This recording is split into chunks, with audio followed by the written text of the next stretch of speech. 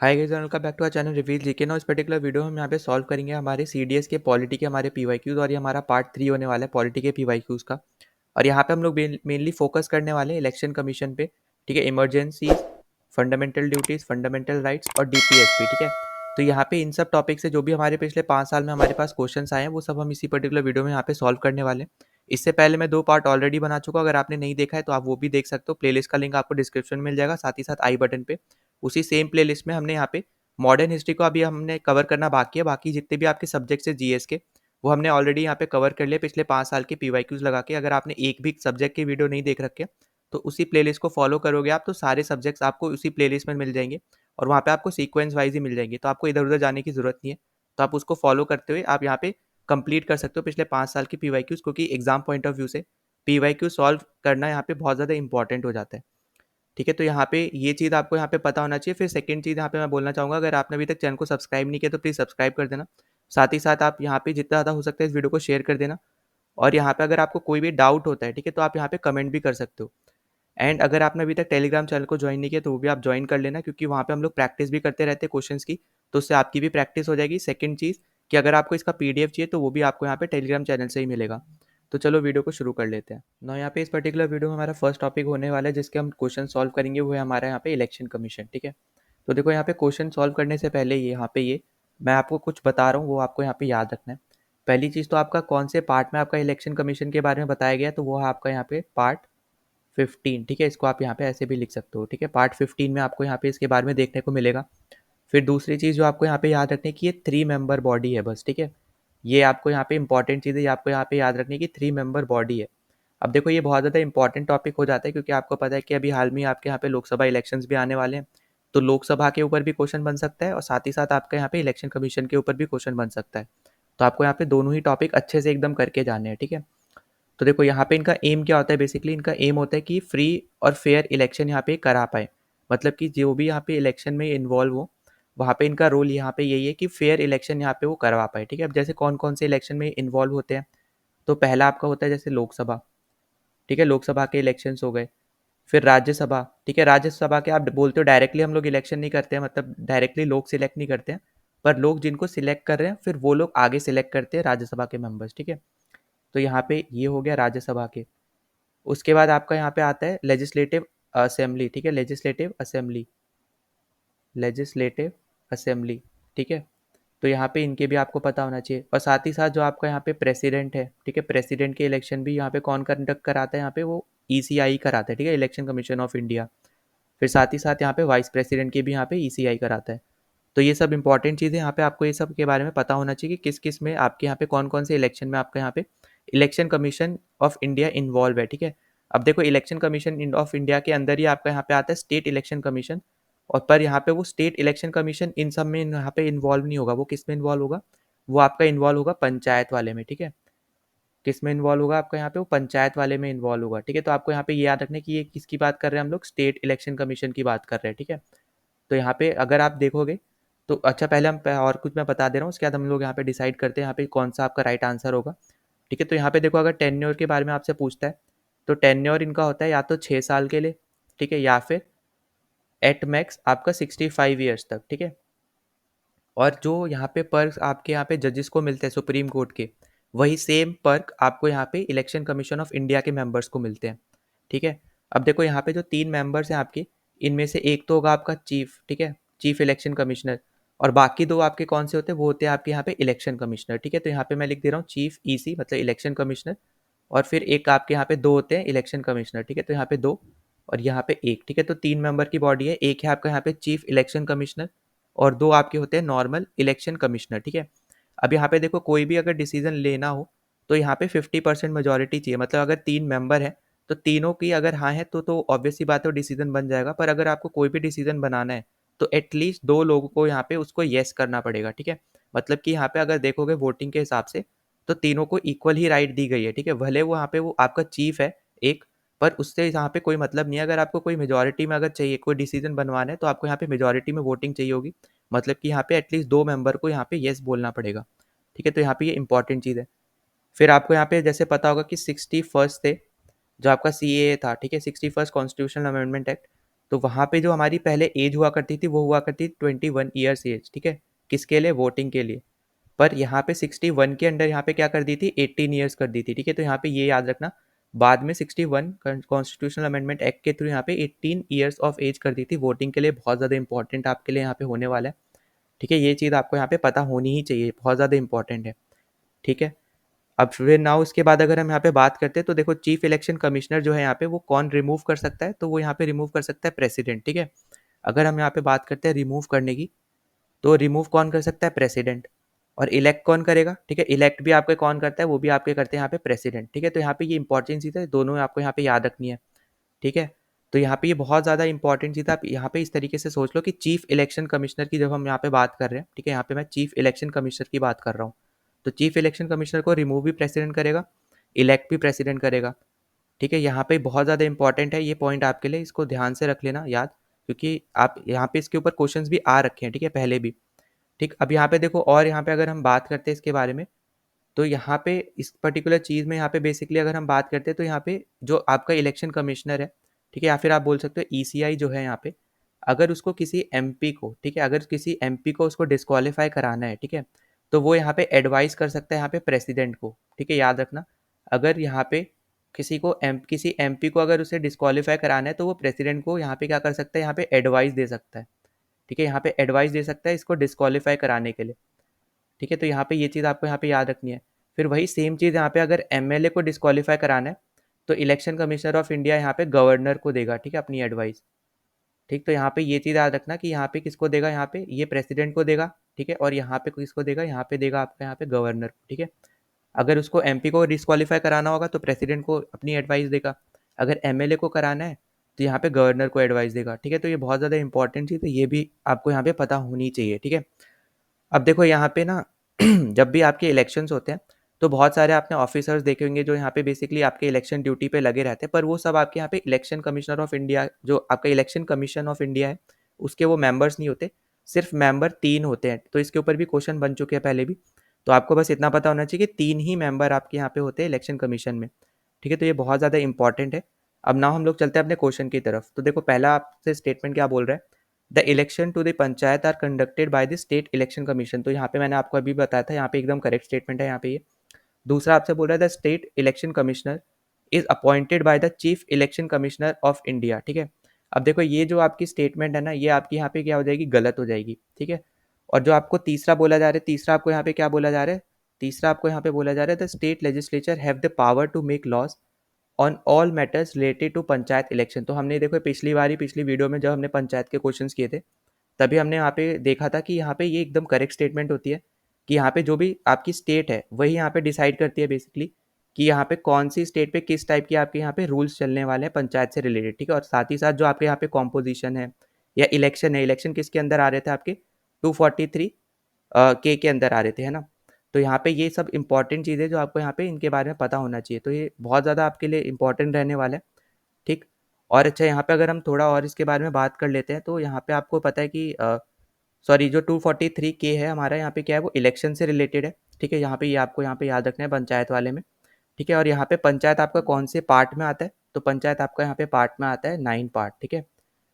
Part 9 में आपको यहाँ पे पंचायत देखने को मिलता है। अब ये देखो पार्ट्स का आपने पिछले वीडियो में क्वेश्चन किया था सिटीजनशिप के ऊपर, आपने पूछा था कि कौन से पार्ट में आता है, तो आपको यहाँ पे पार्ट भी पता होने चाहिए, ठीक है। तो बहुत ज़्यादा इंपॉर्टेंट आपके लिए बन जाता है ये वाला टॉपिक भी। तो देखो यहाँ पे आपका 1 और 3 यहाँ पे सही है, तो डी ऑप्शन यहाँ पे आपका करेक्ट हो जाएगा। और यहाँ पे सेकंड वाला आपका बेसिकली क्या है, यहाँ पे गलत है, ठीक है। तो यहाँ पे एकदम करेक्ट होने वाला है यहाँ पे आपका 1 और 3 जो कि आपका है यहाँ पे डी ऑप्शन में।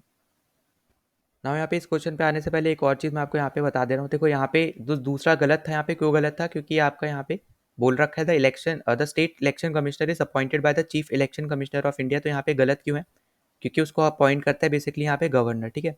तो बस ये चीज़ आपको यहाँ पे पता होना चाहिए, आपका जो मेन है उसको आपका इलेक्ट करता है या फिर अपॉइंट करता है आपका कौन, वो आपका करता है यहाँ पे प्रेसिडेंट, और यहाँ पे इसको अपॉइंट करता है यहाँ पे गवर्नर, ठीक है। तो ये बस इंपॉर्टेंट चीज़ थी, वो मैंने आपको यहाँ पे बतानी थी। और उसके बाद यहाँ पे अच्छा एक और चीज़ याद रख लेना कि 243 के है, ठीक है, जो इलेक्शन से रिलेटेड है पंचायत के, हमने यहाँ पे पिछले वीडियो में अच्छे से डिस्कस भी किया है। अब हम चलते हैं अगले क्वेश्चन पे। तो अगला क्वेश्चन आपसे बोल रहा है the use of electors photo identity card, ठीक है, epic, bye the election commission of India was started in which one of the following years. तो यहाँ पे आपका आंसर होने वाला है 1993 और ये स्टैटिक जीके का क्वेश्चन है समथिंग। ठीक है, अब यहाँ पे देखो जो बेसिकली आपका यहाँ पे जो फोटो आइडेंटिटी कार्ड वाला है, यहाँ हमने अभी आपने देखा होगा कि जितने भी आपके यहाँ पे जो आपकी आप बोल सकते हो वोटर आईडी कार्ड बनते हैं, ठीक है, तो वहाँ पे आपकी फोटो के साथ आपकी सारी इन्फॉर्मेशन लिखी होती है। तो उसी के ऊपर यहाँ पे क्वेश्चन पूछा गया और यहाँ पे मैं आपको ऑलरेडी बता चुका हूँ, क्या बता चुका हूँ कि आपका जो 61 कॉन्स्टिट्यूशनल अमेंडमेंट एक्ट था उसमें ही आपकी यहाँ पे एज जो है वो यहाँ पे 18 ईयर्स कर दी थी वोटर्स के लिए। ठीक है, वोटर्स अगर जो कोई भी इंसान अगर वो 18 ईयर्स तक हो गया है या फिर उससे ज़्यादा है तो वो यहाँ पे वोट डाल सकता है। ठीक है, तो यहाँ पे याद रखना। और इससे पहले कितनी थी यहाँ पे हमारी थी, इससे पहले 21 ईयर्स हो। ठीक है, तो यहाँ पे ये इंपॉर्टेंट चीज़ है, यहाँ पे इसके बारे में आपको यहाँ पे पता होना चाहिए। और ये स्टैटिक जीके का क्वेश्चन है तो बस इसको आपको यहाँ पे बताना चाहिए 1993 में हुआ था ना। चलते हैं अगले क्वेश्चन पे। तो अगला क्वेश्चन यहाँ पे आपसे बोल रहा है कि which one of the following statement with regard to the election commission is not correct. ठीक है, तो यहाँ पे आपसे नॉट पूछा जा रहा है। तो सबसे पहले तो आपको स्टेटमेंट दे रखी है कि it conducts election to the office of vice president of India. ये हमने ऑलरेडी अभी हमने डिस्कस किया था। अगर मैं आपको यहाँ पे फर्स्ट में ही दिखा दे रहा हूँ, देखो हमने यहाँ पे डिस्कस किया कि यहाँ पे किस किस से रिलेटेड है, तो Lok Sabha, Rajya Sabha, legislative assembly, president और वाइस प्रेसिडेंट। ठीक है, तो इन सबसे यहाँ पे आपका एसोसिएटेड आपका इलेक्शन कमीशन ऑफ इंडिया। तो यहाँ पे पहली स्टेटमेंट तो आपकी एकदम करेक्ट हो गई। दूसरा आपसे बोल रहे हैं an election commissioner can be remove from his office without the recommendation of the chief election commissioner. तो यहाँ पे ये आपकी गलत स्टेटमेंट हो जाएगी और यही आपका आंसर है, क्योंकि देखो यहाँ पे आपको जो चीज़ याद रखनी है, हमने बात की थी यहाँ पे 3 मेंबर होते हैं, राइट। तो यहाँ पे एक तो हो गया आपका चीफ इलेक्शन कमिश्नर और 2 आपके होते हैं इलेक्शन कमिश्नर। ठीक है, तो जो 2 आपके इलेक्शन कमिश्नर है उनको अगर मान लो निकालना है तो यहाँ पे आपको चीफ इलेक्शन कमिश्नर का यहाँ पे रिकमेंडेशन चाहिए ही चाहिए। और यहाँ पे ये एडवाइस करता है यहाँ पे प्रेसिडेंट को। ठीक है, चीफ इलेक्शन कमिश्नर आपका एडवाइस करता है प्रेसिडेंट को, पर यहाँ पे प्रेसिडेंट उसके पर्टिकुलर डिसीजन से बाउंड नहीं है। मतलब अगर मान लो आपका यहाँ पे चीफ इलेक्शन कमिश्नर चाहते हैं कि यहाँ पे वो उस पर्टिकुलर इलेक्शन कमिश्नर को निकाल दे, ठीक है, पर यहाँ पे अगर प्रेसिडेंट नहीं करता है, यहाँ पे मना कर देता है, तो यहाँ पे वो नहीं निकलेगा, मतलब उसको निकाल नहीं सकते आप यहाँ पे इलेक्शन कमीशन ऑफ इंडिया से। ठीक है, तो ये इंपॉर्टेंट चीज़ है कि यहाँ पे बस ये एडवाइस कर सकता है प्रेसिडेंट को कि इसको निकाल दो करके, पर यहाँ पे प्रेसिडेंट इसके डिसीजन पे बाउंड नहीं है कि अगर इसने कहा तो यहाँ पे प्रेसिडेंट को करना पड़ेगा, ऐसा ज़रूरी नहीं है। वो यहाँ पे प्रेसिडेंट अपनी तरफ से आप देखेगा कि यहाँ पे क्या चीज़ सही है क्या चीज़ नहीं है। ठीक है, तो उसके हिसाब से यहाँ पे आप निकाल सकते हो, पर हाँ सिर्फ तभी निकाल सकते हो जब यहाँ पे ईसी मतलब सीईसी मतलब यहाँ पे जो आपका चीफ इलेक्शन कमिश्नर है वो यहाँ पे जब रिकमेंड करे तभी आप यहाँ पे इलेक्शन कमिश्नर को निकाल सकते हो। ठीक है, तो यहाँ पे ये चीज़ आपको यहाँ पे याद रखनी है। अब देखो सी आपसे क्या बोल रहा है कि election commissioners are appointed by the president of India. ये भी हमने अभी देखा था, एकदम करेक्ट स्टेटमेंट है आपकी। फिर डी आपसे बोल रहा है कि governor of state is constitutionally bound to provide support staff to the election commissioner if required. तो देखो अभी मैंने आपको बताया था कि जो आपके यहाँ पे लोकसभा इलेक्शंस भी अभी जैसे होंगे, तो यहाँ पे आपने देखा होगा कि बहुत सारे आपके यहाँ पे ड्यूटीज़ लगती हैं बहुत सारे लोगों की। आपके यहाँ पे जहाँ पे भी आप वोट डालने जाते हो तो वो सब आपके यहाँ पे इलेक्शन कमीशन ऑफ इंडिया के अब मेंबर्स नहीं होते, सिर्फ 3 मेंबर आपके होते हैं बेसिकली। और जितने भी बाकी आप स्टाफ देखते हो यहाँ पे बूथ पे, पोल बूथ पे, तो वो सब आपका यहाँ पे गवर्नर प्रोवाइड करता है। ठीक है, उसमें कोई प्राइवेट आप बोल सकते हो गवर्नमेंट टीचर भी होते हैं उसमें जो यहाँ पे ड्यूटीज़ कर रहे होते हैं, और भी यहाँ पे बहुत तरीके के लोग होते हैं। पर यहाँ पे वो सब आपको यहाँ पे गवर्नर प्रोवाइड करता है उस पर्टिकुलर डिस्ट्रिक्ट, उस पर्टिकुलर स्टेट, ठीक है, जहाँ पे भी उसकी ज़रूरत होगी उस पर्टिकुलर चीज़ में। तो यहाँ पे ये चीज़ भी आपके यहाँ पे एकदम करेक्ट है। तो यहाँ पे बी ऑप्शन जो था वो गलत था, तो आपका आंसर यहाँ पे बी होने वाला है। और एक और चीज़ जो आपको यहाँ पे याद रखनी है कि जो आपका इलेक्शन कमीशन है वो आपका क्या है, यहाँ पे कॉन्स्टिट्यूशनल बॉडी है। मतलब इसके बारे में हर एक चीज़ आपके यहाँ पे डिस्क्राइब है कॉन्स्टिट्यूशन में। मतलब क्या इसका कॉम्पोजिशन होगा, क्या इसकी पावर है, सब कुछ आपका यहाँ पे डिस्क्राइब है कॉन्स्टिट्यूशन में। तो यहाँ पे ये इंपॉर्टेंट चीज़ है, आपको पता होना चाहिए कि ये आपका क्या है, कॉन्स्टिट्यूशनल बॉडी है। ठीक है, तो यहाँ पे ये इंपॉर्टेंट चीज़ है, आपको यहाँ पे ये चीज़ें याद रखनी है। तो यहाँ पे आपका आंसर है ऑप्शन नंबर। यहाँ पे नेक्स्ट क्वेश्चन पे चलते हैं। तो नेक्स्ट क्वेश्चन में आपसे यहाँ पे बोल रहा है कि which one of the following is not a classified category of political parties as outline by the election commission of India. ठीक है, तो यहाँ पे आपको जैसे पता होगा कि आपकी जो यहाँ पे इलेक्शन कमीशन है वो यहाँ पे पार्टीज को 3 कैटेगरी में बेसिकली डिवाइड करती है। तो पहली तो आपकी यहाँ पे नेशनल पार्टीज, दूसरा आपका यहाँ पे स्टेट रिकॉग्नाइज पार्टीज, और तीसरा आपका यहाँ पे होने वाला है रजिस्टर्ड अनरिकॉग्नाइज पार्टीज। मतलब कि यहाँ पे जो आपका सी ऑप्शन है वही यहाँ पे करेक्ट है, क्योंकि आपकी रीजनल पार्टीज करके यहाँ पे कोई भी कैटेगरी यहाँ पे आप इलेक्शन कमीशन जो है आपको यहाँ पे पार्टीज को नहीं देता है। ठीक है, तो ये इंपॉर्टेंट चीज़ है, आपको ये सब याद रखना है। अब देखो यहाँ पे आपके मन में ये हो सकता है, क्वेश्चन आ सकता है कि यहाँ पे रजिस्टर्ड अनरिकॉग्नाइज पार्टी क्या होती है।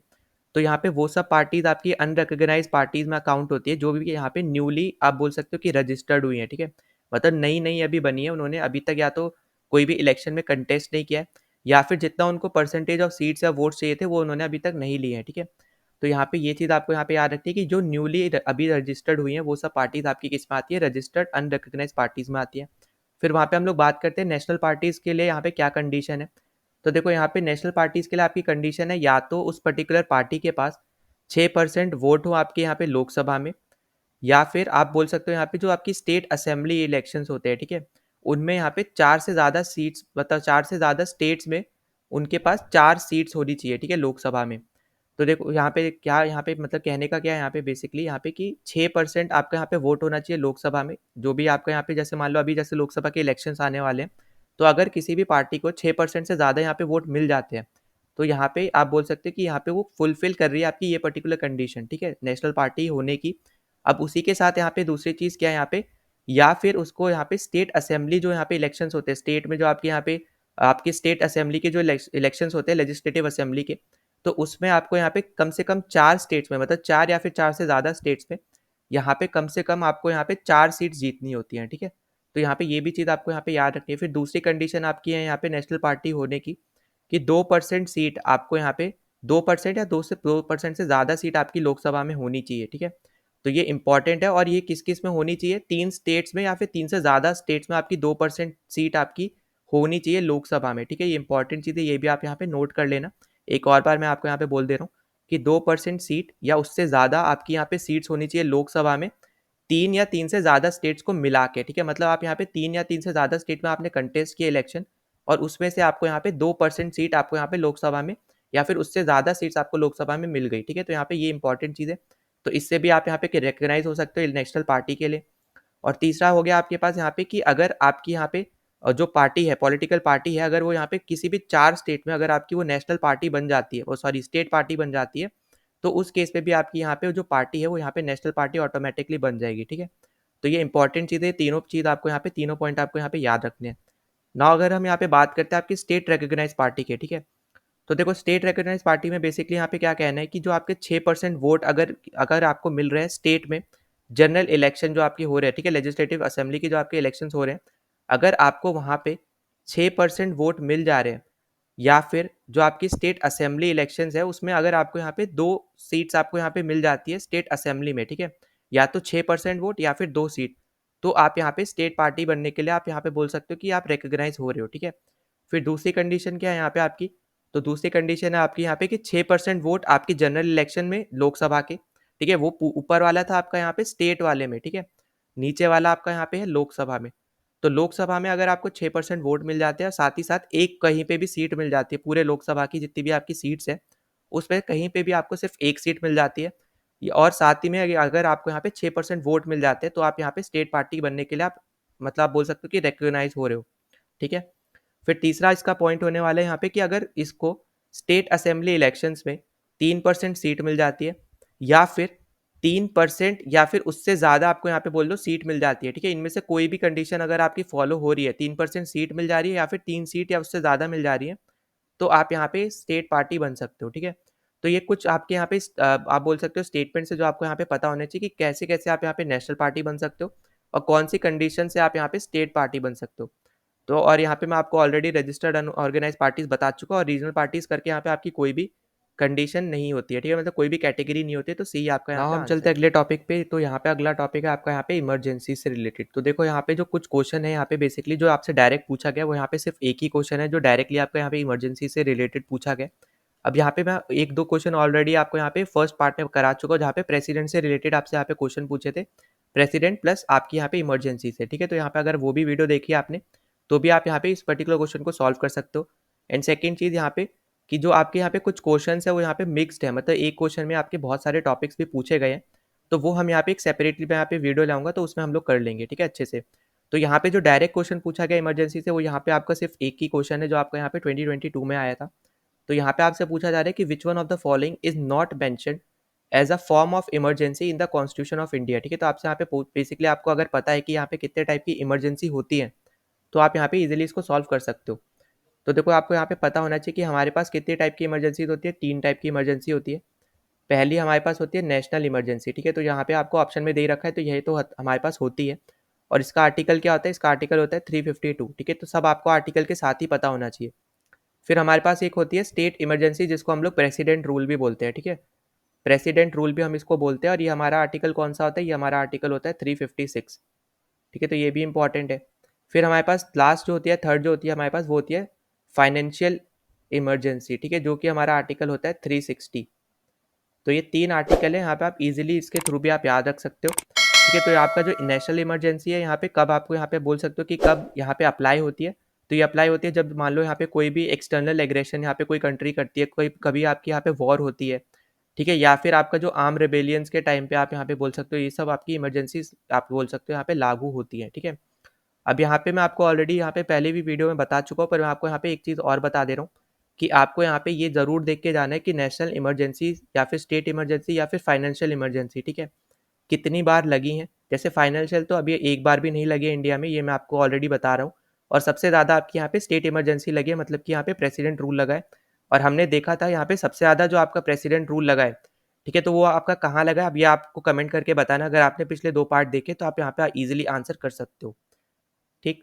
अच्छा, अब यहाँ पे जो मैं बेसिक आपको यहाँ पे बताना जा रहा था कि जो आपका नेशनल इमरजेंसी हो गया, आपका स्टेट इमरजेंसी हो गया, तो आपको यहाँ पे ये देख के ज़रूर जाना है कि आपको यहाँ पे कितने परसेंट, यहाँ पे आप बोल सकते हो वोटिंग किस टाइप की होती है, कि आप यहाँ पे बोल पाओ कि अब यहाँ पे आपकी नेशनल इमरजेंसी आप लगा सकते हो। मतलब आपकी यहाँ पे जो पार्लियामेंट है, वहाँ पे बेसिकली आपके लोकसभा राज्यसभा में दोनों ही हाउस में आपको यहाँ पे मेजोरिटी चाहिए होती है। ठीक है, तो कौन से टाइप की मेजोरिटी आपको चाहिए होती है, ये आपको ज़रूरी है यहाँ पे करके जाना। ठीक है, जैसे फॉर एग्जाम्पल एक मैं आपको बता दे रहा हूँ यहीं पे। तो जैसे आपके यहाँ पे जो नेशनल इमरजेंसी है, ठीक है, अब इसके लिए आपको यहाँ पे 2/3 प्रेजेंट एंड वोटिंग चाहिए, मतलब जितने भी लोग प्रेजेंट है उसमें से 2/3 आपको यहाँ पे सपोर्ट करना चाहिए। उसके साथ साथ आपकी यहाँ पे एब्सोल्यूट मेजोरिटी भी होनी चाहिए। ठीक है, तो यहाँ पे ये कंडीशन होती है आपको यहाँ पे इस पर्टिकुलर इमरजेंसी को लगाने के लिए। और यहाँ पे देखो जितना भी मैंने आपको यहाँ पे बता रखा है, पहले भी आपको बताया कि कितने टाइम के लिए आपकी, कितने टाइम फ्रेम के लिए आपकी बढ़ सकती है, एक बार में कितने बार लगती है। तो ये सब अच्छी चीज़ें आपको यहाँ पे पता होनी चाहिए इसके बारे में, इसके ऊपर भी क्वेश्चन बन सकते हैं। ठीक है, तो देखो यहाँ पे दूसरा ऑप्शन क्या दे रखा है, state emergency in terms of proclamation of presidents rule in a state. तो यहाँ पे ये भी हमने देखा एकदम करेक्ट है। और तीसरा फाइनेंशियल इमरजेंसी होती है, ये भी करेक्ट है। ठीक है, तो यहाँ पे हेल्थ इमरजेंसी करके अपने में कोई इमरजेंसी नहीं होती है, तो डी ही आपका यहाँ पे आंसर होगा। जो मैंने आपको बताया ये सब आपको यहाँ पे करके जाना इंपॉर्टेंट है। अब हम चलते हैं अपने अगले टॉपिक की, जो कि हमारा होने वाला है यहाँ पे फंडामेंटल ड्यूटीज़। तो यहाँ पे देखो पिछले 5 साल में फंडामेंटल ड्यूटीज़ पे भी डायरेक्ट जो हमारा क्वेश्चन है, वो सिर्फ एक ही क्वेश्चन यहाँ पे हमें देखने को मिला है। तो यहाँ पे देखो मैं आपको कुछ एक्स्ट्रा चीज़ बता रहा हूँ, वो आपको यहाँ पे मतलब यहाँ पे करके जाना है। दूसरी चीज़ यहाँ पे कि यहाँ पे आपको जितनी भी आपकी फंडामेंटल ड्यूटीज़ है, ठीक है, 11 की 11 आपको यहाँ पे खुद से करके जानी है। ठीक, अब देखो जो यहाँ पे मैं आपको बता रहा हूँ सब एक्स्ट्रा चीज़ें जो आपको यहाँ पे याद रखनी है। पहली चीज़, यहाँ पे जैसे ऑप्शन में आपके यहाँ क्वेश्चन में दे रखे कि पार्ट 4A में आपको यहाँ पे मिलती है फंडामेंटल ड्यूटीज़। ठीक, तो यहाँ पे ये चीज़ पर्टिकुलर चीज़ आपको यहाँ पे याद रखनी है। फिर दूसरी चीज़, यहाँ पे अगर आपसे आर्टिकल पूछ लेता है तो इसका आर्टिकल है यहाँ पे 51A। ठीक है, तो ये भी बहुत ज़्यादा इंपॉर्टेंट है आपके लिए। यहाँ पे ये क्या आपका आर्टिकल है फंडामेंटल ड्यूटीज़ के लिए 51A। ठीक, अब उसके बाद आपकी जो यहाँ पे 10 फंडामेंटल ड्यूटीज़ हैं, ठीक है, जो शुरू की 10 फंडामेंटल ड्यूटीज़ हैं, ये आपकी 42nd कॉन्स्टिट्यूशनल अमेंडमेंट एक्ट में ही यहाँ पे ऐड हो गई थी, जो कि आपका आया था 1976 में। ठीक है, तो ये भी आपके लिए बहुत ज़्यादा इंपॉर्टेंट पॉइंट है जो आपको यहाँ पे याद रखना है। फिर अगला पॉइंट जो आपको यहाँ पे याद रखना है कि कौन सी यहाँ पे कमेटी थी यहाँ पे जिसने ये रिकमेंड किया था। ठीक है, तो वहाँ वो आपकी यहाँ पे कमेटी थी स्वर्ण सिंह कमेटी। ठीक है, स्वर्ण सिंह कमेटी आपकी थी जिसने यहाँ पे रिकमेंड किया था आपके फंडामेंटल ड्यूटीज़ को। तो ये बहुत ज़्यादा इंपॉर्टेंट है आपको ये दोनों, यहाँ पे ये दोनों चीज़ और साथ ही साथ आर्टिकल और पार्ट आपको यहाँ पे फंडामेंटल ड्यूटीज़ का पता होना चाहिए। अब आपसे यहाँ पे क्वेश्चन में क्या पूछा जा रहा है हम उस पर, अच्छा यहाँ पे एक और याद रख लो जो आपकी 11th थी। ठीक है, 11th जो आपके यहाँ पे फंडामेंटल ड्यूटी है, वो आपकी 86th कॉन्स्टिट्यूशनल अमेंडमेंट एक्ट में आई है, जो कि आपका आया था 2002 में। ठीक है, तो ये इंपॉर्टेंट है आपको यहाँ पे, ये सब चीज़ें आपको यहाँ पे याद रखनी है, एक्स्ट्रा चीज़ें। और साथ ही साथ आपको यहाँ पे जो 10-11 ड्यूटीज़ है, ठीक है, 11 आपकी फंडामेंटल ड्यूटीज़ है, तो ये सब आपको यहाँ पे पता होना चाहिए। अब देखो यहाँ पे आपसे क्या क्वेश्चन में पूछ रहा है, in part 4A of the constitution of India, मतलब फंडामेंटल ड्यूटीज़ की यहाँ पे बात हो रही है, which one of the following is not mentioned as duty of every citizen of India. ठीक है, अब देखो जो आपकी फंडामेंटल ड्यूटीज़ है, ये यहाँ पे बोलते हैं कि हर एक सिटीजन को ये करना चाहिए। ठीक है, पर यहाँ पे ये नहीं बोलते कि आप अगर नहीं करोगे तो आपके ऊपर कुछ हो जाएगा। ठीक है, मतलब आपको कुछ कर देंगे, ऐसा कुछ नहीं करते। बस यहाँ पे एक आप बोल सकते हो यहाँ पे कि अगर आप यहाँ पे जैसे इंडिया आपके लिए इतना कुछ कर रहा है, तो ये आपकी ड्यूटी बनती है कि आप कम से कम 11 ड्यूटी को एटलीस्ट फॉलो करो। ठीक है, तो यहाँ पे इसके ऊपर यहाँ पे बेसिकली ये बात की गई है। तो देखो ए आपको यहाँ पे क्या बोल रहा है, to render national service when called upon to do so. अब जैसे यहाँ पे बेसिक इसका मतलब क्या है यहाँ पे कहने का, कि अगर यहाँ पे कुछ होता है, वॉर होती है, कुछ होती है, तो अगर यहाँ पे कंट्री को ज़रूरत है आपकी, तो यहाँ पे आपकी ये ड्यूटी बनती है कि आप यहाँ पे अपने कंट्री के लिए यहाँ पे दुश्मन से लड़ने के लिए आप रेडी रहो, और आप यहाँ पे अपने आप को आप बोल सकते हो कि यहाँ पे आप आओ और यहाँ पे उनके साथ लड़ो, ठीक है। तो यहाँ पे ये जो आपकी फंडामेंटल ड्यूटी है, ये है आपकी यहाँ पे फोर्थ में, ठीक है, फोर्थ फंडामेंटल ड्यूटी है आपकी। तो ये तो एकदम करेक्ट ऑप्शन है। फिर अगला आपसे बोल रहा है to renounce practices derogatory to women and dignity of women, तो यहाँ पे ये भी करेक्ट है, और ये है आपके यहाँ पे फिफ्थ, ठीक। अब देखो यहाँ पे सिक्स जो बोल रहा है to value and preserve a unitary national culture, तो यहाँ पे यूनिटरी इन्होंने ऐड कर दिया, इसलिए यहाँ पे गलत है। तो बेसिकली यहाँ पे अगर कॉम्पोजिट इन्होंने लिखा होता तो ये आपका क्या होता, सही हो जाता, ठीक है। तो यही आपका यहाँ पे आंसर है। और डी आपसे बोल रहा है to develop the spirit of inquiry and reform, तो ये आपको यहाँ पे एट फंडामेंटल ड्यूटी में आपको यहाँ पे सेम स्टेटमेंट देखने को मिल जाएगी। तो यहाँ पे आपको फंडामेंटल ड्यूटीज़ कौन से में है, कौन सी यहाँ पे कौन से नंबर की है, ये आपको यहाँ पे पता होना चाहिए। इंपॉर्टेंट यहाँ पे ये कॉन्सेप्ट है, ठीक है। यहाँ पे फंडामेंटल ड्यूटीज़ के ऊपर क्वेश्चन बनते हैं। अब यहाँ पे डायरेक्टली यहाँ पे सिर्फ एक क्वेश्चन मिला है, पर आपसे इनडायरेक्टली बहुत सारे क्वेश्चन बन सकते हैं, जहाँ या फिर आप बोल सकते हो कि मिक्स्ड क्वेश्चन में आपसे यहाँ पे ज़्यादा से ज़्यादा चीज़ें पूछी जा सकती हैं, ठीक है। तो ये इंपॉर्टेंट चीज़ें आपको यहाँ पे पता होना चाहिए। अच्छा, यहाँ पे एक और याद रख लेना, जो आपकी 11th थी, ठीक है। अब 11th यहाँ पे क्योंकि सेपरेटली ऐड हुई थी, तो इसलिए इंपॉर्टेंट भी बन जाती है ज़्यादा। तो वो थी आपकी यहाँ पे चाइल्ड केयर से रिलेटेड, ठीक है, चाइल्ड केयर और एजुकेशन से रिलेटेड थी ये आपकी, ठीक है। तो ये इंपॉर्टेंट है, आपको यहाँ पे ये सब चीज़ें याद रखनी है। और यहाँ पे साथ ही साथ मैं बोलूँगा कि 11 की 11 आप यहाँ पे पढ़ के ज़रूर जाना चाहिए। नाउ चलते हैं अगले टॉपिक की, जो कि हमारा यहाँ पे होने वाला है फंडामेंटल राइट्स का, ठीक है। तो यहाँ पे आपको अच्छे लेवल के यहाँ पे क्वेश्चंस भी देखने को मिलेंगे, और ज़्यादा क्वेश्चंस भी आपके यहाँ पे फंडामेंटल राइट्स से पूछे जाते हैं, अगर आप कंपेरिजन करोगे डीपीएसपी और अगर फंडामेंटल ड्यूटीज़ को, तो ठीक है। तो देखो, सबसे पहले आपसे यहाँ पे पूछा जा रहा है कि which among the following fundamental rights is not suspended when an emergency is declared. तो यहाँ पे आप देखो, ये क्वेश्चन भी आप यहाँ पे इमरजेंसी में भी डाल सकते हो टॉपिक वाले में, और साथ ही साथ आप यहाँ पे इसको फंडामेंटल राइट्स के टॉपिक में भी डाल सकते हो, ठीक है। तो यहाँ पे आपको पॉलिटी में ना मिक्स क्वेश्चन आपको ज़्यादा देखने को मिलेंगे, क्योंकि डायरेक्ट क्वेश्चन अगर वो बनाता है तो वहाँ पे वो स्टैटिक जीके बन जाते हैं, ईजी बन जाते हैं बहुत ज़्यादा, कि सॉल्व कर पाया हर एक, ठीक है। तो देखो यहाँ पे आपसे क्या बोला जा रहा है बेसिकली, कि यहाँ पे कौन सी फंडामेंटल राइट ऐसी है जो यहाँ पे सस्पेंड नहीं होती है इमरजेंसी के टाइम पे। तो ये आपका बेसिकली बताता है आर्टिकल 358 और 359, ठीक है। तो ये दो आपके आर्टिकल है जो यहाँ पे बताते हैं कि कौन सी फंडामेंटल राइट्स आपकी यहाँ पे आपकी, आप बोल सकते हो कि यहाँ पे कौन सी आपकी यहाँ पे सस्पेंड हो जाएगी और कौन सी यहाँ पे नहीं होगी, ठीक है। तो अब जैसे आपका 358 आर्टिकल जो है यहाँ पे, तो ये बेसिकली बताते हैं आपके आर्टिकल 19 के बारे में, कि यहाँ पे वो सस्पेंड हो जाएगा, ठीक है। तो ये चीज़ आपको यहाँ पे याद रखनी है।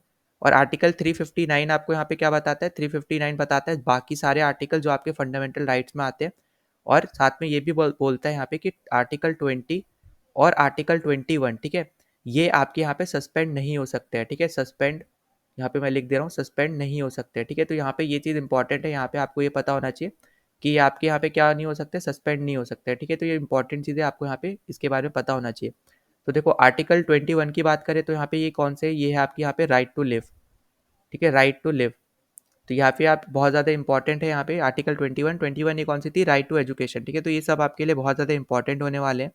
और फिर आर्टिकल 20 कौन सा आपका यहाँ पे, आर्टिकल 20 बेसिकली है यहाँ पे, जो आपको यहाँ पे बेसिकली दे ही रखा है, ठीक है। आर्टिकल ए में ही दे रखा है, protection in respect of conviction of offence, मतलब यहाँ पे अगर किसी ऑफेंस में अगर वो जाता है, ठीक है, पकड़ा जाता है, तो यहाँ पे वो 3 कंडीशंस मैंने आपको पिछले वीडियो में बताई थी, ठीक है। तो उसी के ऊपर यहाँ पे आपका यहाँ पे आर्टिकल है 20, ठीक है। तो यहाँ पे बेसिकली आपका जो भी आपका ऑफेंस रहेगा उसके रिस्पेक्ट में आपको यहाँ पे प्रोटेक्शन भी यहाँ पे प्रोवाइड करता है आर्टिकल 20।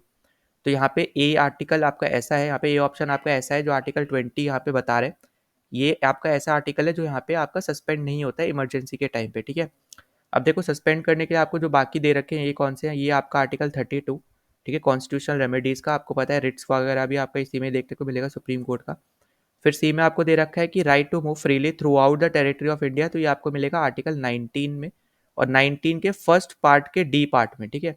मतलब 19 के अंदर फर्स्ट पार्ट है, उसके फर्स्ट पार्ट के डी पार्ट में आपको मिलेगा यहाँ पे कि आप यहाँ पे आपको बोल सकते हो यहाँ पे फ्रीडम ऑफ मूवमेंट, ठीक है। तो यहाँ पे आप इसको ऐसे बोल सकते हो, फ्रीडम ऑफ मूवमेंट के बारे में यहाँ पे बेसिकली बात कर रहे हैं। अब आपको पता है यहाँ पे आर्टिकल 19 में 6 आपकी फ्रीडम्स होती है, ठीक है। पहली आपकी है फ्रीडम ऑफ स्पीच एक्सप्रेशन वगैरह, ठीक है। सेकंड वाली आपकी कौन सी, फ्रीडम ऑफ असेंबली की है। थर्ड आपकी होती है फ्रीडम ऑफ एसोसिएशन। फिर फोर्थ आपको यहाँ पे दे रखी है फ्रीडम ऑफ मूवमेंट। फिफ्थ आपकी होती है फ्रीडम ऑफ रेसिडेंस, मतलब कहीं पे भी आप यहाँ पे रह सकते हो वगैरह। और सिक्स्थ आपके यहाँ पे फ्रीडम ऑफ प्रोफेशन, मतलब कोई भी प्रोफेशन आप अपनी मर्जी से चूज कर सकते हो, ठीक है। तो यहाँ पे ये सब आपकी क्या होती है, फ्रीडम होती है, जो आपको यहाँ पे 19 आर्टिकल में दे रखी है। तो ये सब आपके यहाँ पे इंपॉर्टेंट है। फिर आपको डी में दे रखा है इक्वालिटी बिफोर लॉ, जो आपके यहाँ पे आर्टिकल 14, ठीक है। तो ये बहुत ज़्यादा आपके लिए यहाँ पे इंपॉर्टेंट है, आपको पता होना चाहिए कि कौन सी आपका आर्टिकल ऐसा कौन सा है जो यहाँ पे इमरजेंसी के साथ आपके यहाँ पे सस्पेंड होता है और कौन सा नहीं होता है, ठीक है। तो ये बहुत ज़्यादा इंपॉर्टेंट आपके लिए ये पर्टिकुलर क्वेश्चन है, इसको स्टार मार्क कर लेना। और साथ में आप, अब मैं आपको एक और होमवर्क दे रहा हूँ, आपको ये बताना है कि आपके जो आर्टिकल है, ठीक है, फंडामेंटल राइट में कौन सा आपका यहाँ पे फॉरेनर पे आप बोल सकते हो अप्लाई होता है और कौन सा नहीं होता है, ये आपको यहाँ पे कमेंट करके बताना है, ठीक है। कौन कौन सी आपकी फंडामेंटल राइट्स ऐसी हैं जो यहाँ पे फॉरेनर्स पे भी अप्लाई होती है और कौन कौन सी ऐसी हैं जो यहाँ पे फॉरेनर्स पे अप्लाई नहीं होती है, सिर्फ इंडियंस पे ही अप्लाई होती है। तो ये आपके लिए यहाँ पे क्वेश्चन है, इसका आपको आंसर यहाँ पे बताना है कमेंट सेक्शन में। नाउ चलते हैं अगले क्वेश्चन पे। तो अगला क्वेश्चन आपसे यहाँ पे क्या बोल रहा है कि which one of the following statement is correct, तो आपको यहाँ पे करेक्ट स्टेटमेंट बतानी है। तो पहला आपसे यहाँ पे बोल रहा है under article 21A of the constitution of India the state shall provide free and compulsory education to all children up to age of 11 year, ठीक है। तो अब देखो यहाँ पे 21 है, हमने यहाँ पे बात की थी राइट टू एजुकेशन के ऊपर, ठीक है। तो यहाँ पे ये क्या आपका यहाँ पे राइट टू एजुकेशन है, ठीक है। तो यहाँ पे ये पता होना चाहिए आपको, यहाँ पे राइट टू एजुकेशन है, ठीक है। यहाँ पे एक सेकेंड रुकना, राइट टू एजुकेशन है, ठीक है। उसके बाद यहाँ पे एक चीज़ आपको यहाँ पे बताना चाह रहा हूँ कि यहाँ पे जो गलती है यहाँ पे वो आपकी है लास्ट स्टेटमेंट में, जो कि आपको यहाँ पे दे रखा है 11 ईयर, ठीक है, अप टू 11 ईयर। तो यहाँ पे ये गलत है, अप टू आप बोल सकते हो 14 ईयर्स के यहाँ पे बीच में है, ठीक है, 6 से 14 ईयर्स के बीच में है। तो ये आपको यहाँ पे याद रखना है कि फ्री एंड कंपलसरी एजुकेशन तो है यहाँ पे चिल्ड्रंस को, पर यहाँ पे सिर्फ 6 से 14 ईयर्स के लिए है, ठीक है। आपको अप टू 11 ईयर्स के लिए नहीं है, ये बहुत ज़्यादा इंपॉर्टेंट आपके लिए यहाँ पे ये पार्ट होने वाला है। अब बी में आपको यहाँ पे क्या बोल रखा है कि every religious denomination has got absolute power under article 26 of the constitution of India to manage its own affair in matters of religion. तो देखो यहाँ पे ये स्टेटमेंट भी क्या आपकी यहाँ पे गलत है, क्योंकि जिन जिन आप बोल सकते हो मैटर्स पे यहाँ पे ये पर्टिकुलर आर्टिकल आपको सपोर्ट करता है, तो वो आपका है यहाँ पे हेल्थ, पहला तो आपका है हेल्थ, ठीक है। फिर आपका यहाँ पे पब्लिक ऑर्डर, ठीक है, पब्लिक ऑर्डर। और लास्ट है आपका यहाँ पे मोरालिटी, ठीक है। तो यहाँ पे इन तीनों में बेसिकली आप यहाँ पे बोल सकते हो कि ये तीन इसके पर्टिकुलर आर्टिकल के सब्जेक्ट है, ना कि आपका यहाँ पे रिलीजियस वाला जो आपका स्टेटमेंट है, ठीक है, कि manage its own affairs in matter of religion. तो यहाँ पे ऐसा नहीं है, ये आपका यहाँ पे स्टेटमेंट गलत हो जाता है। फिर सी आपसे बोल रहा है कि only religious and linguistic minorities find mention in article 30। तो अभी तक तो यहाँ पे एकदम करेक्ट स्टेटमेंट जा रहा है। Of the constitution of India in reference to the right to establish educational institutes of their choice. तो यहाँ पे देखो ये एकदम करेक्ट है।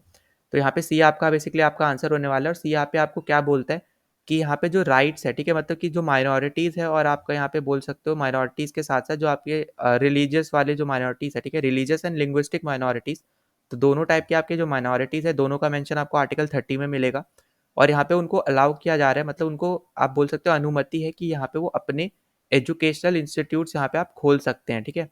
तो यहाँ पे ये एकदम करेक्ट स्टेटमेंट है यहाँ पे। फिर डी आपसे यहाँ पे क्या बोल रहा है कि parliament can not empower even by law any court other than Supreme Court of India the power to issue writs with the local limits of the jurisdiction. तो यहाँ पे देखो बेसिकली ये बोला जा रहा है कि जो आपका यहाँ पे पार्लियामेंट है वो यहाँ पे किसी भी तरीके से यहाँ पे किसी दूसरे कोर्ट को, ठीक है, सुप्रीम कोर्ट को हटा के किसी भी दूसरे कोर्ट को यहाँ पे एम्पावर नहीं कर सकता कि वो यहाँ पे रिट्स को यूज़ कर सके, ठीक है, यहाँ पे।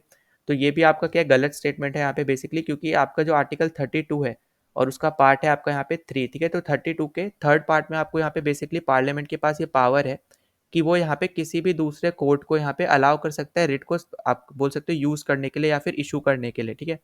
तो यहाँ पे इसलिए थर्ड आपका डी ऑप्शन भी यहाँ पे गलत हो जाएगा और सिर्फ आपका सी यहाँ पे करेक्ट है, जो कि आपका इसका आंसर होना। चलते हैं अपने अगले क्वेश्चन पे। तो देखो यहाँ पे आपको पूछ रखा है आर्टिकल 19 के बारे में। तो जैसा ना आपको यहाँ पे बताया था कि आपके यहाँ पे 6 फंडामेंटल राइट्स थी, आप मतलब इस पर्टिकुलर चीज़ में आपके यहाँ पे 6 आपको फ्रीडम दे रखी थी बेसिकली, ठीक है। अब उन 6 फ्रीडम में से आपकी जो 5 फ्रीडम है वो अभी भी यहाँ पे आप लागू है आपके ऊपर, पर आपकी यहाँ पे जो एक फ्रीडम थी, मतलब फ्रीडम ऑफ, यहाँ पे मैं लिख भी दे रहा हूँ, फ्रीडम ऑफ रेसिडेंस, ठीक है। तो ये जो आपकी यहाँ पे फ्रीडम थी ये अब यहाँ पे ओमिट हो चुकी है, जो कि आपकी है 44th कॉन्स्टिट्यूशनल अमेंडमेंट एक्ट के थ्रू, जो आपका आया था 1978 में, ठीक है। तो ये आपकी यहाँ पे क्या हो चुकी है, अब ये ओमिट हो चुकी है, ठीक। तो यहाँ पे ये इंपॉर्टेंट चीज़ जो आपको यहाँ पे पता होना चाहिए कि अभी यहाँ पे इसको हटा दिया गया है यहाँ पे 44th कॉन्स्टिट्यूशनल अमेंडमेंट एक्ट के थ्रू। और बची हुई 5 आपकी यहाँ पे कौन सी होने वाली है, तो देखो आपको बस यहाँ पे मैं लिख दे रहा हूँ, वो आपको यहाँ पे याद रखना है। तो आर्टिकल 1A की हम 19 की हम यहाँ पे बात करने वाले हैं। और पहला है यहाँ पे आपको ए, आपका है यहाँ पे स्पीच एंड एक्सप्रेशन, ठीक है। स्पीच एंड एक्सप्रेशन मतलब यहाँ पे देखो क्या है कहने का, ऊपर तो मैं लिख दे रहा हूँ यहाँ पे फ्रीडम, ठीक है, फ्रीडम ऑफ, अब उसके बाद आप यहाँ पे इसको मिला के पढ़ना, freedom of speech and expression. फिर बी आपको बोलता है फ्रीडम ऑफ असेंबली, ठीक है। फिर सी आपको बोलता है यहाँ पे फ्रीडम ऑफ एसोसिएशन, ठीक। और डी अभी कुछ क्वेश्चन पहले अभी हमने क्वेश्चन किया है यहाँ पे, तो डी आपको यहाँ पे क्या बोलता है, फ्रीडम ऑफ मूवमेंट, ठीक है। तो ये आपको बोलता है यहाँ पे फ्रीडम ऑफ मूवमेंट, ठीक है। और इसके बाद ये आपका था यहाँ पे एफ जो कि ओमिट हो चुका है, और उसके बाद आपका आता है यहाँ पे जी जिसको हम लोग बोलते हैं यहाँ पे फ्रीडम ऑफ प्रोफेशन, ठीक है, फ्रीडम ऑफ प्रोफेशन। तो अभी बस आपके पास ये 5 आपके यहाँ पे आती है जो अभी फिलहाल में जो प्रेजेंट है, और एफ आपका यहाँ पे ओमिट हो चुका है, ये आपको पता होना चाहिए। तो यहाँ पे आपसे क्वेश्चन में क्या बोल रहा है, article 19(1) of the constitution of India as it stands amended includes which of the following. तो यहाँ पे आपसे पूछता है कि अभी फिलहाल में आप इसके पास यहाँ पे कौन कौन से फ्रीडम्स हैं। तो पहला आपसे बोल रहा है freedom of speech and expression, हमने अभी देखा ए में है, तो ये एकदम करेक्ट है। फिर assemble peacefully and without arm, तो ये आपका बी में आता है असेंबली वाले में, तो ये भी एकदम करेक्ट है। थर्ड आपसे बोल रहा है to acquire and dispose property, तो ये आपका एफ में आता है, पर अभी यहाँ पे प्रेजेंट नहीं है क्योंकि अभी ये ओमिट हो चुका है, तो ये गलत हो जाएगा। फिर अगला आपसे बोल रहा है to move freely throughout the territory of India, ठीक है। तो ये आपका आ जाता है डी में, जो है आपका यहाँ पे मूवमेंट वाला, ठीक है। तो यहाँ पे फोर्थ पे क्या है, करेक्ट है।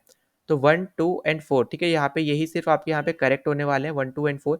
और यहाँ पे अगर 3 अगर हम बात करते हैं, तो ये अगर क्वेश्चन आपका 1978 से पहले के रिस्पेक्ट में पूछा होता तो यहाँ पे आपके चारों सही होते, ठीक है। पर यहाँ पे आपसे उसके रिस्पेक्ट में नहीं पूछा है, आपसे पूछा है यहाँ पे जब अमेंड हो गया उसके बाद अभी प्रेजेंट में आपके यहाँ पे कितने फ्रीडम बचे हैं उस पर्टिकुलर आर्टिकल में। तो वो अभी यहाँ पे आपके पास 5 है, यहाँ पे मैंने आपको लिख के भी बता दिया, कौन सा यहाँ पे ओमिट हुआ है वो भी बता दिया। तो यहाँ पे आर्टिकल 19 भी बहुत ज़्यादा इंपॉर्टेंट है, इसको भी आप अच्छे से करके जाना। नाउ चलते हैं अगले क्वेश्चन पे। तो देखो यहाँ पे ये जो आपसे क्वेश्चन पूछा है कि which one of the following is the correct meaning of the term state as defined in article 12 of the constitution of India, ठीक है।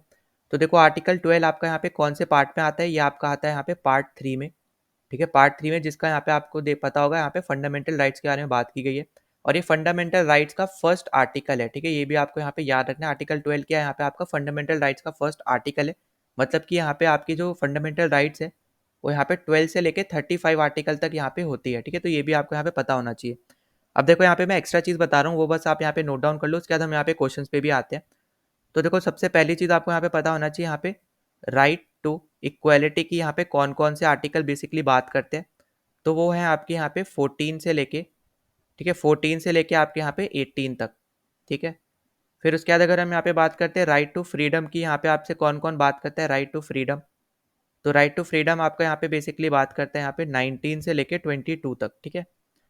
और यहाँ पे यही देखोगे आप, इसके ऊपर ज़्यादा क्वेश्चन बने हैं, ठीक है, एज कम्पेयर टू अगर बाकी हम यहाँ पे देखते हैं उनके ऊपर।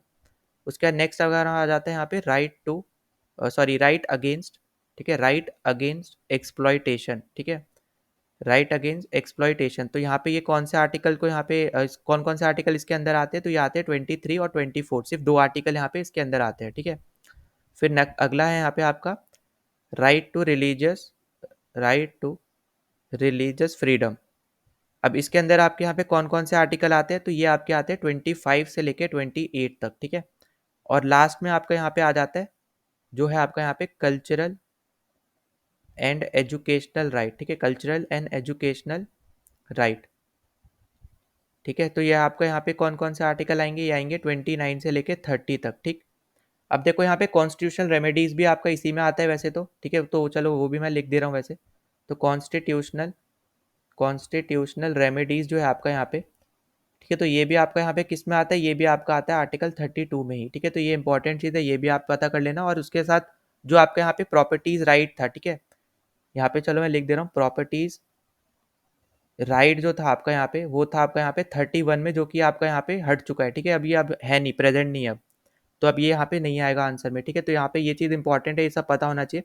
अब हम आते हैं अपने क्वेश्चन की तरफ। तो आपको यहाँ पे पूछा जा रहा है बेसिकली कि यहाँ पे स्टेट, यहाँ पे क्या क्या टर्म्स आपकी यहाँ पे स्टेट को रिप्रेजेंट करती है, ठीक है। तो देखो यहाँ पे आपको स्टेट के बारे में अगर बात कर रहे हैं, तो यहाँ पे स्टेट्स में आपको यहाँ पे गवर्नमेंट ऑफ इंडिया आती है, ठीक है, पार्लियामेंट भी आता है, जितने आपके स्टेट्स है, जितनी आपकी यूटीज है, सबके यहाँ पे उनकी गवर्नमेंट आती है, ठीक है। तो यहाँ पे अगर हम आपके इस टॉपिक वाइज चलते हैं, तो आपसे क्या बोल रहा है कि it refers only to the government of India, ठीक है। तो यहाँ पे ओनली लिख दिया, तो यहाँ पे ये गलत हो जाएगा। फिर आपसे बोल रहा है कि it refers only to the government of India and parliament of India, तो ये भी गलत है, ओनली लिख रहा है। सी आपसे बोल रहा है कि it refers only to government of India, parliament of India and government and legislature of each state. और अभी हम यहाँ पे अगला भी पढ़ लेते हैं, उसके बाद हम यहाँ पे डिसाइड करते हैं।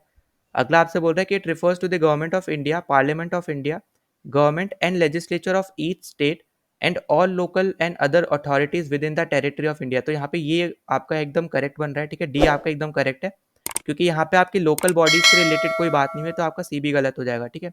मतलब यहाँ पे कहने का क्या, आपकी सारी मतलब स्टेट का मतलब यहाँ पे ये हो गया कि जितनी भी आपकी गवर्नमेंट है, चाहे वो सेंटर में हो, स्टेट में हो, लोकल बॉडीज हो, कुछ भी हो, सारे आपके यहाँ पे स्टेट ही आपके आप बोल सकते हो कि रिप्रेजेंट करते हैं, ठीक है। तो यहाँ पे आपका आंसर डी एकदम करेक्ट। सो ना अगले क्वेश्चन पे चलते हैं। तो देखो यहाँ पे यही मैंने आपसे बेसिकली एक पर्टिकुलर क्वेश्चन में आपसे यही आपसे क्वेश्चन पूछा था।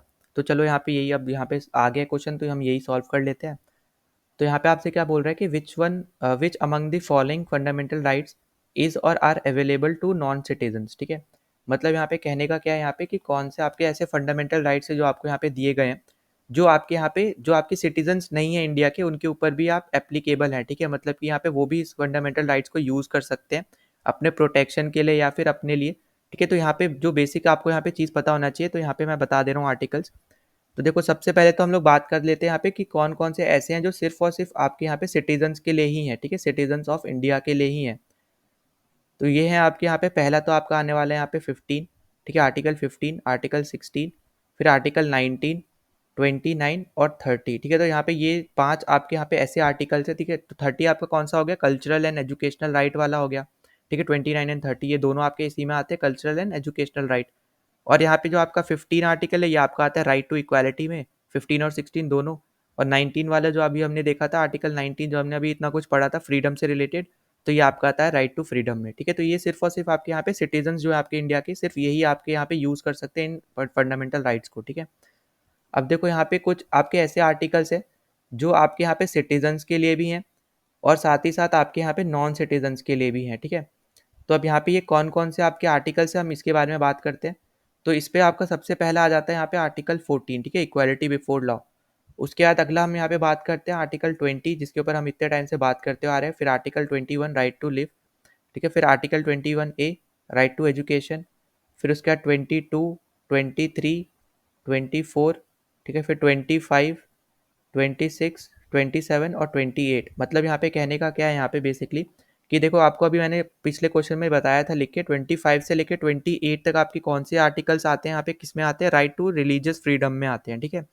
फिर हमने देखा था 23 एंड 24 आपके यहाँ पे किस में आते हैं, ये आपके आते हैं राइट अगेंस्ट एक्सप्लॉइटेशन में, ठीक। और यहाँ पे 20, 21, 21A और 22 इसके ऊपर तो आपसे यहाँ पे बहुत ज़्यादा क्वेश्चन ऑलरेडी पूछे हुए हैं, तो ये आपको यहाँ पे पता होना ही चाहिए। तो ये आपके कुछ आर्टिकल्स ऐसे हैं जो यहाँ पे इन सबको अलाउड होते हैं, ठीक है। तो यहाँ पे सिटीजन्स के लिए भी है और नॉन सिटीजन्स के लिए भी है। अब देखो यहाँ पे हम लोग क्वेश्चन में पढ़ते हैं, तो ए आपको बोल रहा है फ्रीडम ऑफ स्पीच। तो फ्रीडम ऑफ स्पीच आपके यहाँ पे 19 आर्टिकल में आता है, तो ये तो नहीं होने वाला, ये गलत हो गया, ठीक है। अगला आपसे बोल रहा है प्रोटेक्शन अगेंस्ट सेल्फ इंक्रिमिनेशन, ठीक है। अब देखो यहाँ पे सेल्फ इंक्रिमिनेशन कौन सा आर्टिकल में, ये आपका है आर्टिकल 20, जो आपको यहाँ पे बताता है ना कि आपको यहाँ पे प्रोटेक्शन मिल रही है, ठीक है, ऑफेंसेस के लिए। तो यहाँ पे ये कौन सा है आपका, ये है आर्टिकल 20 में, ठीक है। तो ये आपको यहाँ पे पता होना चाहिए आर्टिकल 20, और ये था आपका यहाँ पे आर्टिकल 19, ठीक है। तो ये इंपॉर्टेंट चीज़ें आपको पता होना चाहिए। फिर फ्रीडम ऑफ कॉन्साइंस, ठीक है, कॉन्साइंस आपका यहाँ पे जो है ये आता है आपका आर्टिकल 25 में, ठीक है। तो आर्टिकल 25 आपका किसके अंदर है, आर्टिकल 25 आपका यहाँ पे अंदर है रिलीजियस फ्रीडम के, ठीक है। तो 25 आपका यहाँ पे आता है, जिसमें आप यहाँ पे क्या बता रहे हो, यहाँ पे बेसिकली फ्री आप यहाँ पे प्रोफेशन है, आपका प्रैक्टिस है, ठीक है। साथ ही साथ आपका यहाँ पे प्रोपोगेशन ऑफ रिलेशन है, तो ये आपका आर्टिकल बताता है 25, और ये भी आपका यहाँ पे सिटीजन नॉन सिटीजन दोनों के लिए ही है। फिर फोर्थ आपको यहाँ पे बोल रहा है कि non discrimination in matter of employment. तो यहाँ पे देखो ये आपका यहाँ पे गलत हो जाएगा, क्योंकि अगर हम यहाँ पे देखो बेसिक भी अगर आप लॉजिक भी लगाओगे, तो यहाँ पे एम्प्लॉयमेंट की जब भी हम बात करेंगे तो सिर्फ अपने सिटीजन्स के लिए ही करेगी, कोई कंट्री अगर बात करती है तो सिर्फ और सिर्फ अपने सिटीजन्स के लिए ही करेगी, ठीक है। और ये आपका आर्टिकल बताते हैं यहाँ पे आर्टिकल 16, ठीक है। तो ये भी आपका क्या है यहाँ पे गलत होने वाला है। तो सिर्फ और सिर्फ 2 एंड 3 आपका करेक्ट है, तो यहाँ पे सी ऑप्शन यहाँ पे एकदम करेक्ट हो जाएगा। और ये जो आपके आर्टिकल्स मैंने यहाँ पे लिख दिए हैं, ठीक है, यहाँ पे इनको अच्छे से आप पढ़ लेना, और ये आपका यहाँ पे स्टार मार्क कर लो, ऐसे टाइप के क्वेश्चन बेसिकली कि कौन सा सिटीजन्स के लिए, कौन सा नॉन सिटीजन्स के लिए वगैरह। तो यहाँ पे आपको ये पता होना चाहिए, ठीक है। तो यहाँ पे करेक्ट ऑप्शन होने वाला है आपका आंसर। हम चलते हैं अपने अगले क्वेश्चन पे। तो देखो अगला क्वेश्चन आपसे यहाँ पे क्या बोल रहा है कि which one among the following is not a part of fundamental rights, ठीक है, जो कि आपके यहाँ पे पार्ट 3 में आता है, ऑफ कॉन्स्टिट्यूशन ऑफ इंडिया, ठीक है। तो आपसे यहाँ पे बेसिकली जितने भी आपके आर्टिकल्स हैं उनके बारे में आपसे यहाँ पे पूछते हैं कि उनमें से कौन सा आर्टिकल यहाँ पे ऑप्शन में ऐसा दे रखा है जो यहाँ पे उसमें आता नहीं है, ठीक है। तो देखो पहला आपको यहाँ पे बोल रखा है provision of traffic in human beings and force labour. तो ये आपका होता है आर्टिकल 23, ठीक है, जहाँ पे आप किसके बारे में बात करते हैं, यहाँ पे बेसिकली ट्रैफिकिंग के बारे में बात करते हैं, ह्यूमन ट्रैफिकिंग के बारे में हम लोग बेसिकली यहाँ पे बात करते हैं, ठीक है। और फोर्स लेबर भी आप यहाँ पे इसको बोल सकते हो। फिर यहाँ पे देखो अगले पे चलते हैं, तो अगला आपको यहाँ पे बोल रहा है कि provision of employment of children in factories. तो ये भी आपका आता है यहाँ पे आर्टिकल 24 में। और ये आपका है बेसिकली चाइल्ड लेबर से रिलेटेड, ठीक है। तो चाइल्ड लेबर से रिलेटेड आपका यहाँ पे ये आर्टिकल है। और ये आपका फंडामेंटल राइट्स के अंदर ही आता है। और मैंने आपको बताया कि 23 24 किसके अंदर आते हैं, राइट अगेंस्ट एक्सप्लॉइटेशन के अंदर आते हैं। तो ये दोनों ही आपके एकदम करेक्ट है। फिर हम लोग डी की बात करते हैं, तो डी आपका यहाँ पे बता रहा है practice any profession or to carry on any occupation trade or business, ठीक है। तो ये भी आपका यहाँ पे एकदम करेक्ट है। हमने यहाँ पे डिस्कस किया था, जो आपका यहाँ पे लास्ट था 19(1) का जी जो था, वो यहाँ पे क्या बता रहा था, 91 का डी जी जो है आपका यहाँ पे ये बता रहा था राइट फ्रीडम ऑफ प्रोफेशन, ठीक है।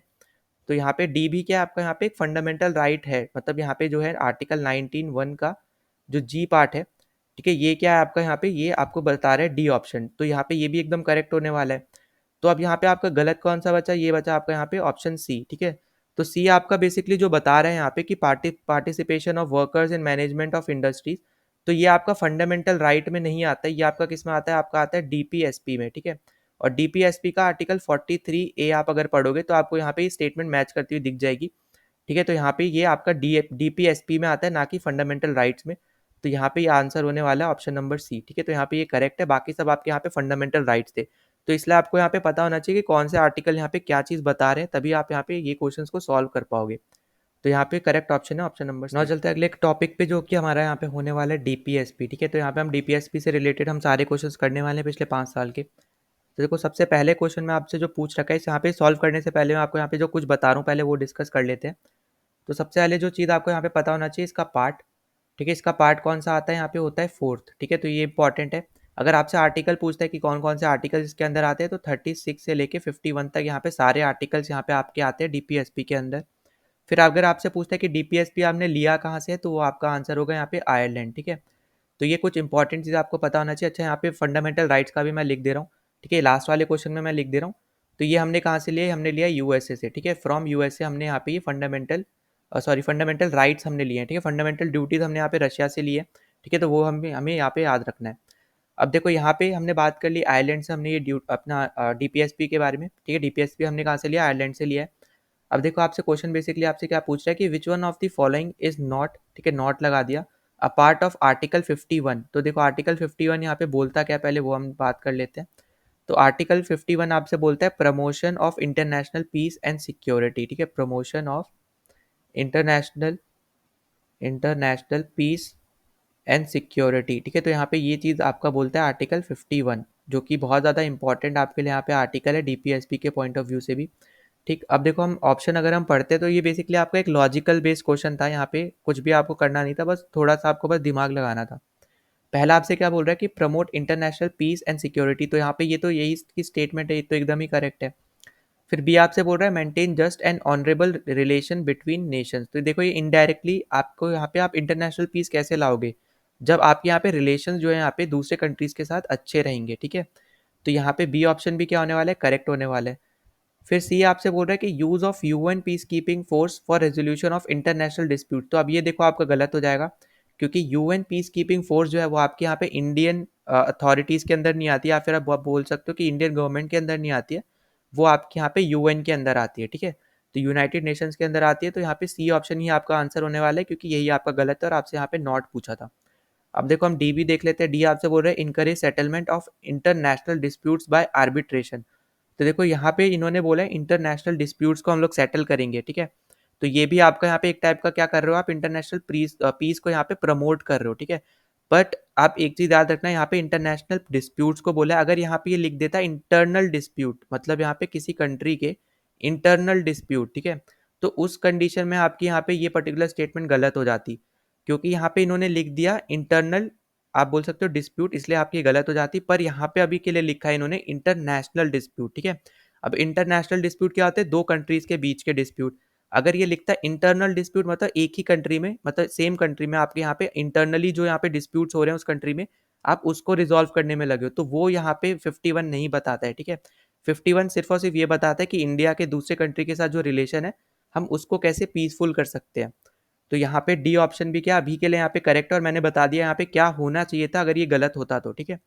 तो यहाँ आई होप कि आपको अच्छे से समझ में, अगर डाउट होता है तो आप कमेंट कर देना, ठीक है। और अगर अभी तक वीडियो अच्छा लग रहा है तो प्लीज़ सब्सक्राइब भी कर देना चैनल, और साथ ही साथ जितना हो सकता है इस वीडियो को शेयर कर देना, ठीक है। तो देखो यूएन वाला जो है मैं ऑलरेडी आपको बता दिया मैंने कि जो यूएन पीस कीपिंग फोर्स जो होता है आपका यहाँ पे यूएन के अंदर आता है, ना कि इंडियन गवर्नमेंट के अंदर आता है। तो इसलिए यहाँ पे इंडियन गवर्नमेंट आप यहाँ पे बोल सकते हो कि इसको यूज़ नहीं कर सकती इंटरनेशनल पीस या फिर अथॉरिटी सिक्योरिटी के लिए। ये सिर्फ और सिर्फ आपके यहाँ पे यूनाइटेड नेशन ही आपका यहाँ पे यूज़ कर सकता है, ठीक है। तो आपका यहाँ पे सी ऑप्शन ही करेक्ट है, आपसे नॉट पूछा था और ये आपकी स्टेटमेंट गलत हो। नाउ चलता है अगले क्वेश्चन पे। तो अगला क्वेश्चन आपसे यहाँ पे क्या पूछ रहा है, the provision the state shall take step to separate the judiciary from the executive in the public services of state is incorporated in which of the following in which of the part of constitution of India, ठीक है।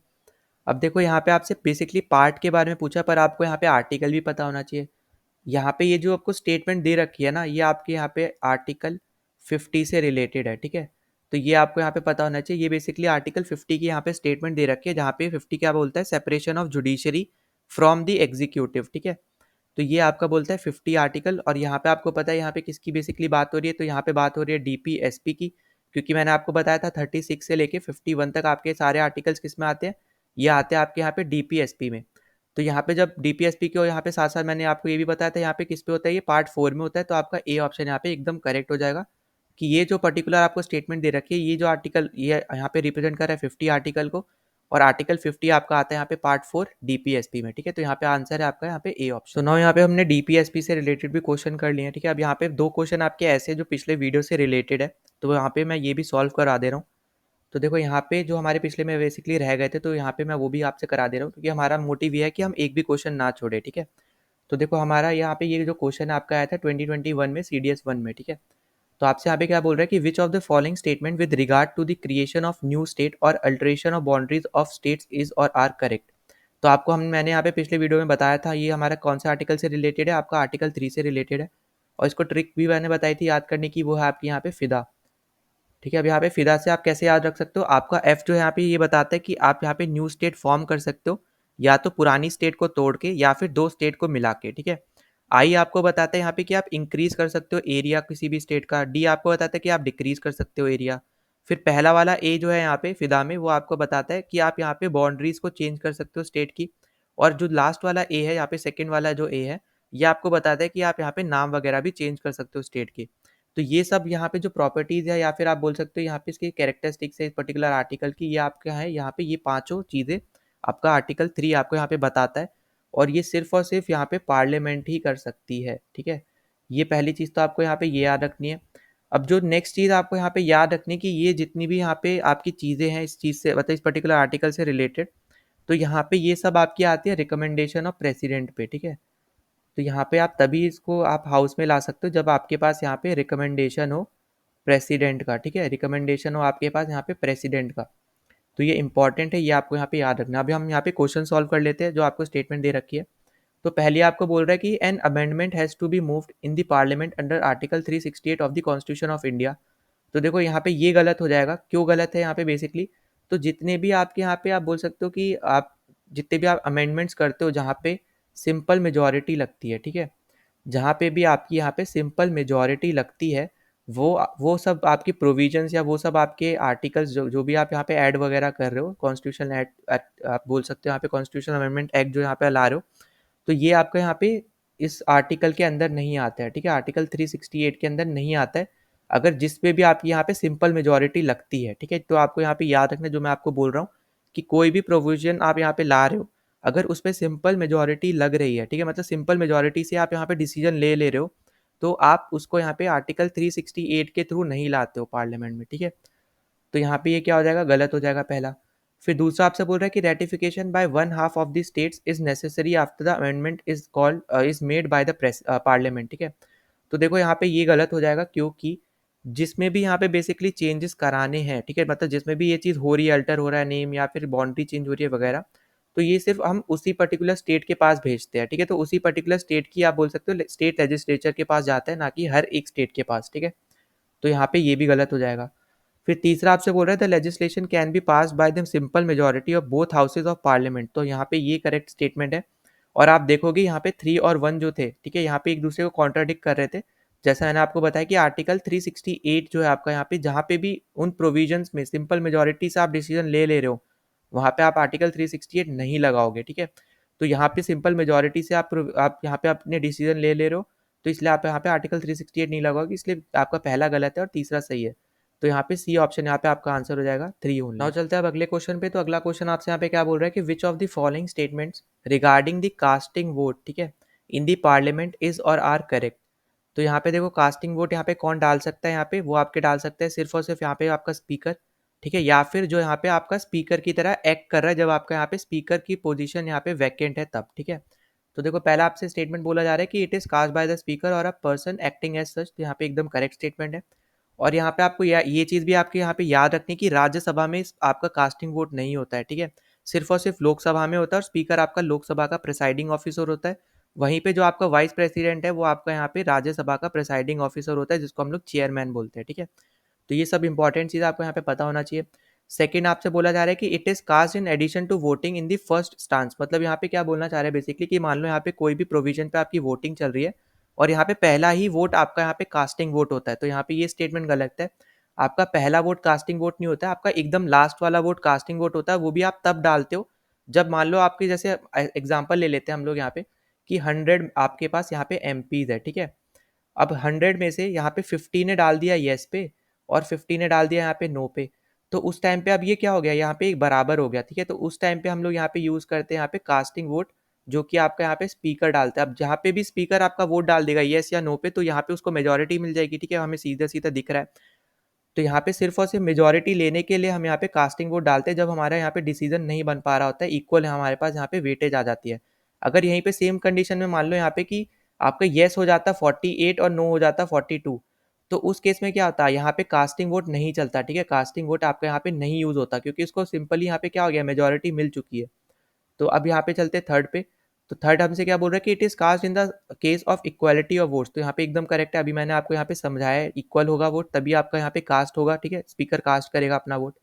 और यहाँ पे एकदम last में cast करता है, ठीक है, फर्स्ट में नहीं करता है। फिर फोर्थ आपसे बोल रहा है कि it is always cast to maintain the status quo. तो यहाँ पे ये गलत स्टेटमेंट है, ठीक है, कि यहाँ पे जो आपका स्टेटस क्यू रखने के लिए आपका यहाँ पे बेसिकली आप बोल सकते हो यहाँ पे वोट कर रहा है या कास्ट कर रहा है, तो यहाँ पे ये स्टेटमेंट गलत है, ठीक है। अब यहाँ पे आप बोल सकते हो क्या स्टेट ऑफ क्यू यहाँ पे होता क्या है बेसिकली। तो देखो स्टेट ऑफ क्यू जो है यहाँ पे स्टेटस क्यू जो है बेसिकली, तो स्टेटस क्यू आपका यहाँ पे एक टाइप का लैटिन फ्रेज है जो हम लोग यहाँ पे बेसिकली यूज करते हैं अपने स्टेट ऑफ अफेयर्स के लिए, ठीक है, जो कि हमारा बेसिकली यूज होता है जैसे सोशल, रिलीजियस, मिलिट्री इशूज के लिए। तो उसके लिए हम यहाँ पे इस चीज़ को नहीं करते, ठीक है। तो ये चीज़ आपको यहाँ पे याद रखनी है कि इट इज़ ऑलवेज नहीं होता है, ठीक है, it is always cast to maintain the status quo. तो ये ऐसा नहीं है, इसलिए ये गलत हो जाएगा, ठीक है, ऑलवेज की वजह से। तो यहाँ पे हमारा दो दो गलत है और यहाँ पे चौथा गलत है, तो यहाँ पे फर्स्ट और थर्ड आपका सही होने वाला है। तो ऑप्शन बी आपका यहाँ पे एकदम करेक्ट स्टेटमेंट होने वाला है, जहाँ पे 1 एंड 3 आपका यहाँ पे आंसर है, ठीक है। अगर आपको कोई भी डाउट होता है तो ज़रूर इस पे कमेंट कर देना, मैं आपको यहाँ पे रिप्लाई भी कर दूंगा, ठीक है। अब देखो यहाँ पे आपके पास कुछ क्वेश्चंस हैं, ठीक है, क्वेश्चंस ऑफ द डे है आपके पास यहाँ पे, ठीक है। तो यहाँ पे आप एस लगा लो, क्वेश्चंस हैं आपके पास।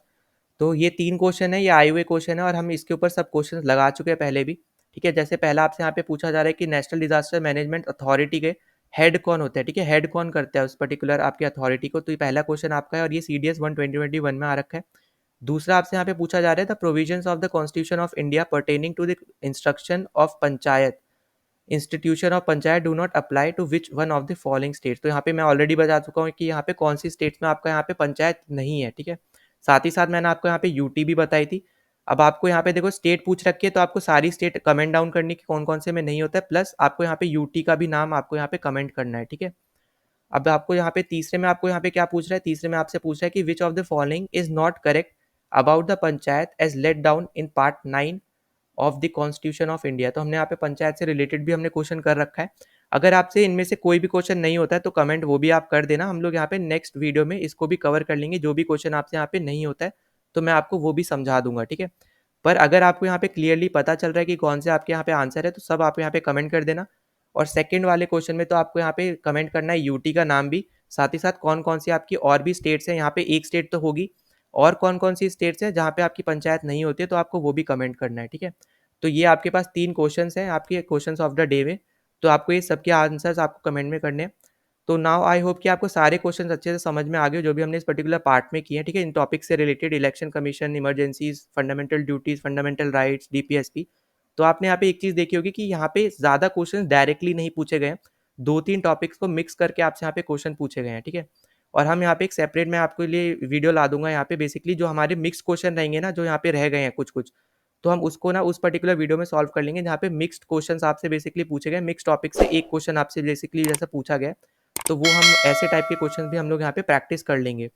तो यहाँ पे अगर इस वीडियो से रिलेटेड किसी भी क्वेश्चन में आपको डाउट होता है तो कमेंट कर देना। अगर आप पहली बार चैनल पे आ रहे हो तो सब्सक्राइब कर देना, वीडियो को शेयर कर देना, जितना ज़्यादा हो सकता है इस वीडियो को लाइक कर देना। ठीक है? तो चलो मिलते हैं नेक्स्ट वीडियो में। जय हिंद।